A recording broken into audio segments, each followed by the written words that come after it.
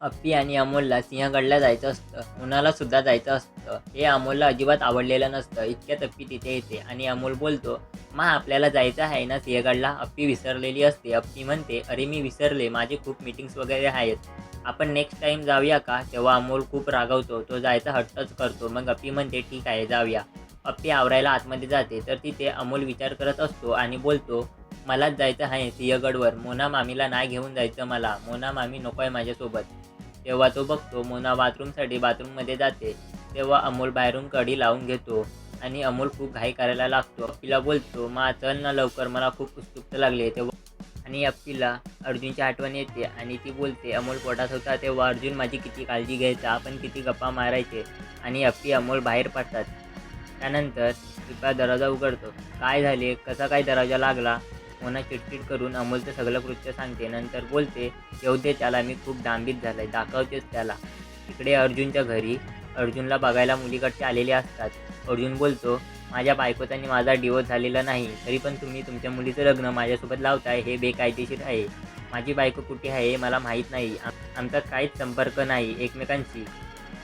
तेवढ्यात स्वप्नील बोलतो, "अरे अर्जुन, आपण अप्पीला शोधू आणि तिच्याकडून डिवोर्स घेऊ. नंतर तू लग्न कर." हे अर्जुनला अजिबात आवडत नाही. त्यानंतर अर्जुन बोलतो, "लग्न ठीक आहे, पण माझी एक अट आहे. लग्नानंतर मला मुलं वगैरे काही नको, कारण माझा मुलगा आहे तो मला बस आहे." हे मुलीच्या घरच्यांना अजिबात आवडत नाही.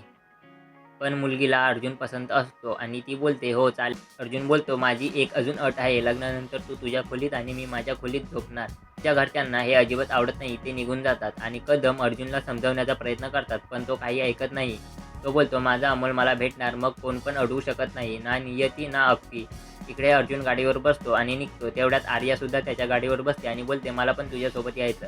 आणि ते दोघेही सिंहगडावर येतात. तेव्हा आर्या बोलते, "आपण का इकडे आलो?" तेव्हा अर्जुन बोलतो, "मला माहीत नाही. मला येऊसं वाटलं म्हणून मी आलो." दुसरीकडे अमोल आणि अप्पी इकडे सिंहगडावर आलेले असतात. अमोल गडावर पटापट चढत असतो. अप्पी त्याला सिंहगडाचे महत्त्व समजावत असते. आर्या अर्जुनला समजावण्याचा प्रयत्न करत असते, पण अर्जुन काही लक्ष आर्या बोलते, "अरे अर्जुन, तुझ्या बायकोला शोध आणि एकत्र या." तेव्हा अर्जुन बोलतो, "किती वर्ष झाली, तिला काय भेटावंसं वाटलं नाही का? मग मी का तिला शोधू?"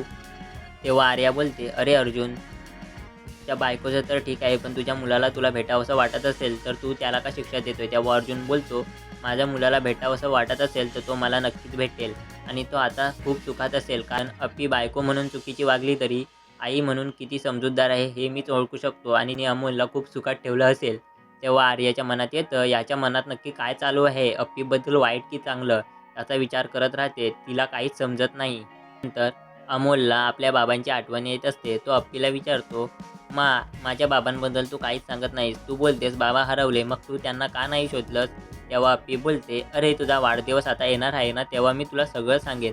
आणि अमोल खूप खुश होतो.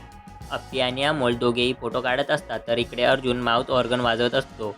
अमोलला माउथ ऑर्गनचा आवाज येतो आणि तो अमोल अर्जुनला लांबून बघत असतो. तेव्हा अप्पी अमोलला शोधत असते कुठे गेला म्हणून.